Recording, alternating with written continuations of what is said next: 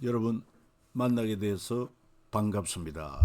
자, 우리 같이 모처럼 통성경 노래 가사를 한번 보면서 이제 우리 목소리로 같이 한번 불러보면 좋겠습니다. 하나님의 마음 열방을 향한 꿈 만나 세대 신앙 개성 천년 모범 마음과 지혜 사랑해 줄 사명해 줄 절망 앞에 선 희망 징계 희망의 디딤돌 재건 공동체 어떻게 와 이렇게 사예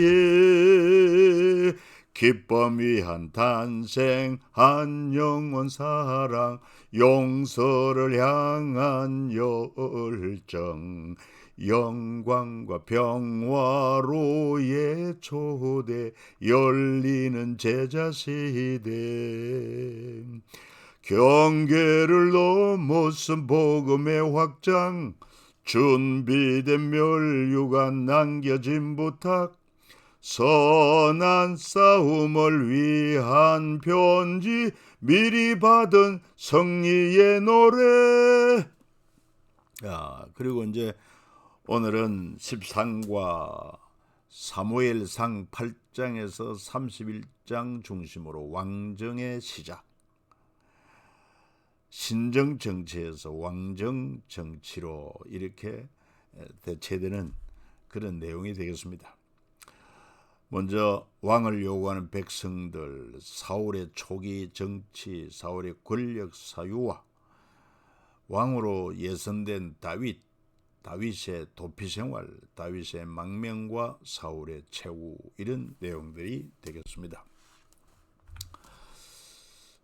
시간의 흐름은 참고하시면 되겠고 이 사울 왕 때이기 때문에 통일 왕국 시대입니다. 기브와 베들레헴 엘라골짜기 블레셋이고 주요 인물 사무엘, 사울, 다윗, 요나단, 길라 야베스 사람들. 자, 사무엘상 8장에서 시작되는 왕을 요구하는 백성들을 우리가 만납니다. 그러나 왕정을 거절하시는 하나님의 3단계 대답도 우리가 살필 수 있습니다. 첫 번째는 뭐라고 합니까? 그들이 너를 버림이 아니요 나를 버렸다. 이렇게 하나님의 뜻을 알려주신다고 하면은 백성들이 마음을 바꿔야 될 것 아닙니까? 그럼에도 불구하고 저들은 계속 아닙니다. 우리도 다른 나라들처럼 왕을 세워서 통치하게 해달라고 할 때 두 번째 하나님의 대답은 사무엘에게 엄히 경고하고 왕의 제도를 가르치라 말씀하고 있습니다. 그 내용을 보면은 너희 아들들을 데려다가 그의 병거와 말을 어거 천부장과 50부장을 삼을 것이며 자기 밭을 갈게 하고 자기 추수를 하게 할 것이며 자기 무기와 병거의 장비도 만들게 할 것이며 너희 딸들을 데려다가 향료 만드는 자와 요리하는 자와 떡 굽는 자로 삼을 것이며 너희의 밭과 포도원과 감람원에서 제일 좋은 것과 소산의 11조를 자기의 신하들에게 줄 것이며 너희의 노비와 가장 아름다운 소년과 나귀들을 끌어다가 자기 일을 시킬 것이며 너희 양떼의 10분의 1을 거두어 가려니 너희가 그의 종이 될 것이다. 그날에 너희는 너희가 택한 왕으로 말미암아 부르짖을 것이다. 이렇게 말씀하고 있습니다. 그래도 불구하고 저들이 요구할 때 세 번째로 하나님 그들의 말을 들어 왕을 세우라 말씀하셨죠. 앞서도 우리가 살펴보았습니다마는 제사장 나라와 왕정 경영 비교를 한다면은 제사장 나라는 하나님이 통치하는 것이고 왕정은 왕이 통치하는 것. 제사장 나라는 주의 백성은 곧 거룩한 시민이지만 왕정은 왕의 백성, 노예 백성과 같다는 말입니다. 제사장 나라는 어우러지는 공동체지만 왕정은 계급체제요. 제사장 나라는 사회적 약자 배려가 우선이지만 왕정은 강자 중심의 명령체제입니다. 권력을 가진 자는 넘치도록 누리고, 그리고 권력 없는 자는 노예와 같이 지배를 당할 수밖에 없는 계급체제.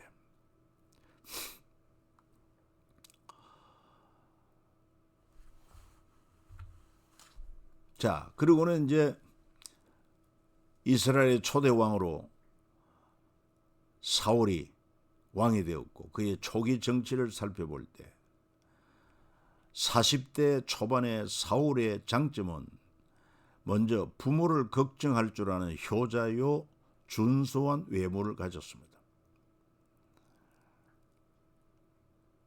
두 번째로 하나님의 사람 사무엘 앞에 예의를 갖추며, 그리고 사무엘이 말한 나라의 일도 말하지 않는 신중함도 보여줍니다. 무슨 내용이냐면 사울의 숙부가 사무엘에게 사무엘이 너희에게 이런 말을 내게 말하라고 하자 사울은 사무엘이 말하던 나라의 일은 말하지 아니하고 잃어버린 아버지의 나귀를 찾았다고 하더이다. 그러니까 참 신중함이 있었다 이 말이에요. 그리고 세 번째, 시대의 흐름을 읽을 줄 아는 안목도 가지고 있습니다. 무슨 얘기냐? 왕이 되었지만 고향으로 돌아가 농사를 지으며 때를 기다립니다. 때가 왔습니다. 그래서 위기에 처한 길앗 야베스 사람들을 돕기 위해서 12지파를 움직이는데 참으로 용기와 결단이 있는 사람인 것을 말하고 있습니다. 이 사울이 결단하고 온 이스라엘 지파를 모을 때 백성들이 한 사람같이 나온지라 이스라엘 자손의 30만 명, 유다 사람이 10만 명, 3만 명이라, 이런 내용을 볼 수 있어요. 그러니까 사울의 초기 정치는 이렇게 훌륭한 면을 가지고 있었습니다.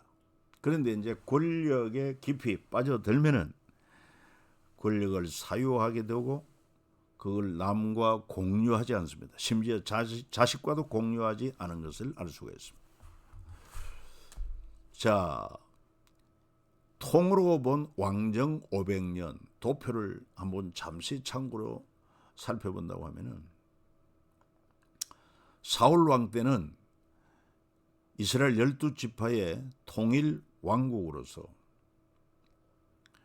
12지파가 다 하나가 되었습니다. 그러나 그 후에 사울이 다윗을 시기하여 다윗을 추방하고 다윗은 도망 다니다가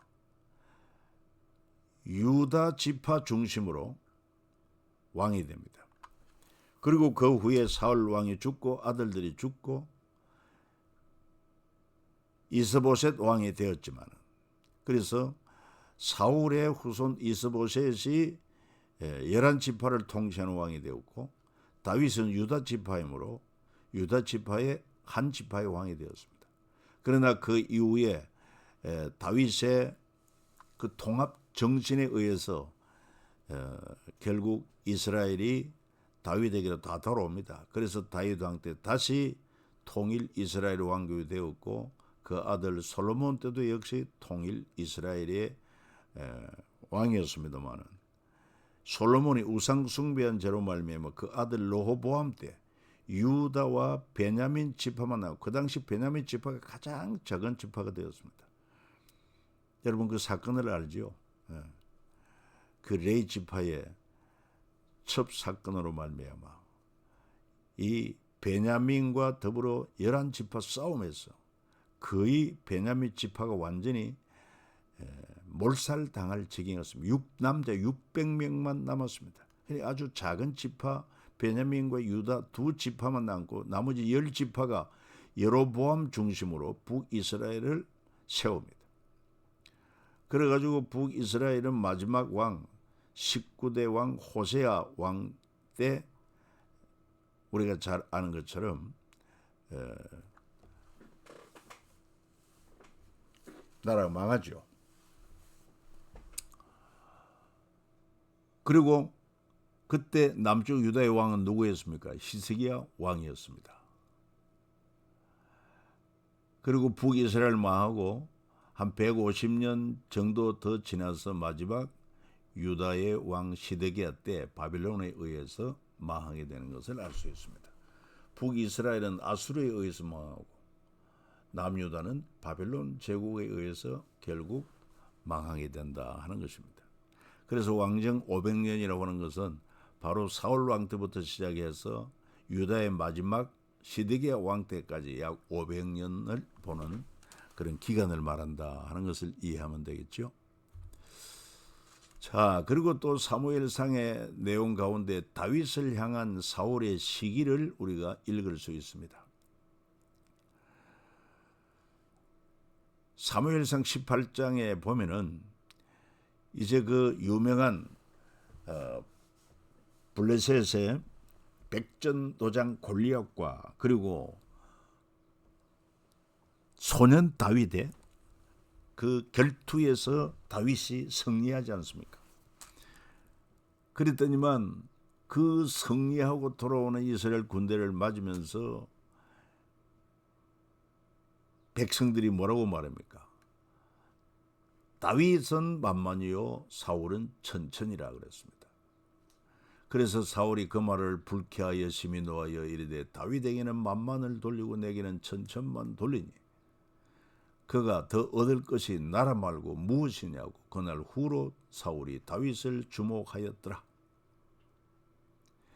그러나 이렇게 사울 왕은 그 계속적인 왕정을 유지하기 위하여 다시 말해서 왕의 자리를 자기 아들 요나단에게 또 그 후손에게 계속 왕정을 이어가기를 원했지만 그러나 사울의 아들 요나단은 꿰뚫어 보았습니다. 아버지의 나라 얼마 가지 못하고 다윗이 왕이 될 것을 압니다. 그래서 다윗 편에서 다윗을 옹호하고 다윗을 보호하는 그런 역할을 합니다. 이거를 아버지 사울이 알고 요나단에게 화를 내며 그에게 이르되 패역 무도한 계집의 소생아 네가 이새의 아들을 택한 것이 내 수치와 내 어미의 벌거벗은 수치됨을 내가 어찌 알지 못하래. 이새의 아들이 땅에 사는 동안은 너와 네 나라가 든든히 서지 못하리라. 그런즉 이제 사람을 보내어 그를 내게로 끌어오라. 그는 죽어야 할 자이니라 한지라. 그리고 그 후에 내용을 보면 이처럼 사울 왕이 다윗을 죽이려고 하니까 다윗이 이제 도망하는 가운데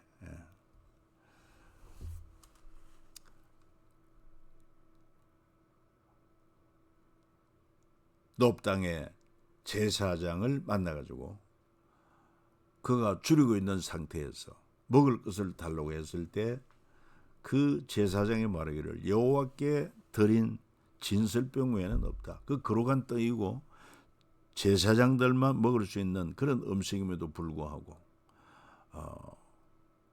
제사장이 떡을 다윗에게 그 다음에 또 무기를 구하는 다윗에게 과거 골리앗을 쳐서 그의 목을 치고 골리앗의 칼을 보관했던 것을 내어줍니다.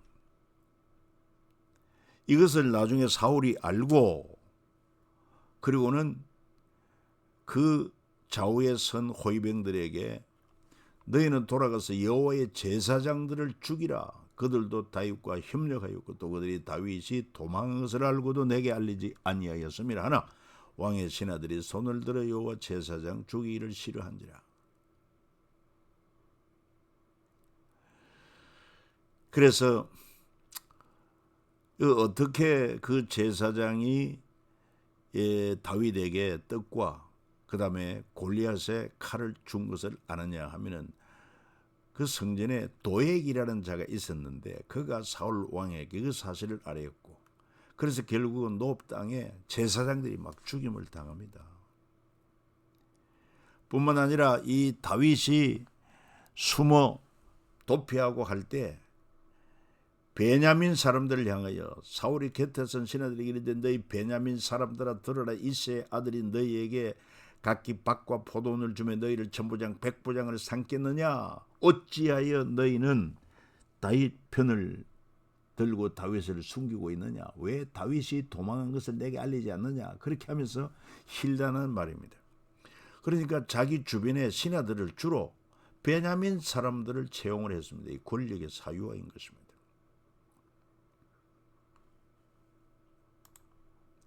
그래서 다윗의 도피 생활은 자그마치 약 10여 년 동안 도피 생활을 합니다. 때로는 블레셋으로 도피하러 갔다가 그들이 골리앗을 죽인 다윗이 아니냐는 그런 정체를 알게 되었을 때 다윗은 그들 앞에 그의 행동을 변하여 미친 채하고 대문짝에 거적거리며 침을 수염에 흘리매 아기스 왕이 그의 신하에게 이르되 너희도 보거니와 이 사람 미치광이로다. 어찌하여 그를 내게로 데려왔느냐. 그래서 위기를 모면합니다. 그 후에 이 다윗은 계속해서 도피 생활하는 가운데 많은 그런 고난의 세월을 보냅니다. 자그마치 10여 년 동안 그런 도피 생활을 하는 것을 알 수 있습니다.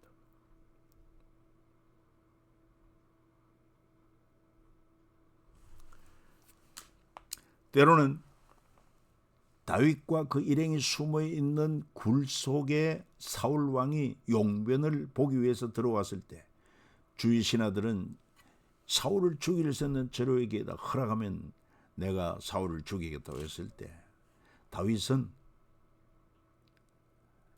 사울 왕의 옷자락만 뵙니다. 또 그로 말미암아 다윗의 마음이 찔려 자기 사람들에게 내가 손을 들어 여호와의 기름 부음 받은 내 줄을 치는 것은 여호와께서 금하시는 것이니 그는 여호와의 기름 부음을 받은 자가 됨이니라. 이렇게 하고 이것을 굉장히 가슴 아파합니다. 그러니까 하나님이 세우신 하나님의 주권을 다윗은 존중하고 그것을 자기의 어떤 유불리 따라서 하나님이 기름 부어 세운 종을 자기의 감정으로 해하지 않겠다는 것입니다. 얼마나 참 공의로운 정신입니까? 하나님께서 이렇게 이런 다윗의 자세를 보고 그를 기뻐하셨고 결국은 이스라엘의 지도자로 왕으로 세우신 것을 알 수가 있습니다. 우리는 여기서 사울과 다윗을 비교해 보면서 사울 초기에는 참 여러 가지 장점을 많이 가졌습니다만 그러나 권력에 깊숙이 빠져들므로 말미암아 그 권력을 사유하게 되고 그로 말미암아 욕심이 잉태되고 결국은 사망에 이르게 되는 것을 알 수 있어요. 성경의 말씀이 확실합니다. 욕심이 잉태한 즉 죄를 낳고 죄가 장성한 즉 사망을 낳느니라. 지금도 우리 마음속에 있는 틈타고 있는 욕심, 이 말씀 붙들고 말씀으로 욕심을 우리가 비워야 할 것입니다. 그리고 다윗처럼 살아계신 하나님에 대한 확신을 가지고 내 뜻대로가 아닌 하나님의 뜻대로 하나님의 법대로 하나님 말씀대로 순종하여 사는 것을 세상의 어떤 권력이나 재물이나 명예보다 더 소중하게 여기는 하나님의 법을 존중하는 이 다윗의 겸손함, 진정한 겸손함, 이런 자를 하나님이 결국 높이신다는 그런 귀한 교훈을 알 수가 있습니다. 여러분, 오늘은 여기까지입니다. 계속해서 또 다음 시간에 여러분과 만나 뵙겠습니다. 그리고 사무엘 성경 통독 일독을 위해서 그때 PPT 했던 자료 여러분들에게 다시 올려드릴 테니까 그것도 한번 참고해 주시면 도움이 될 것입니다. 살롬.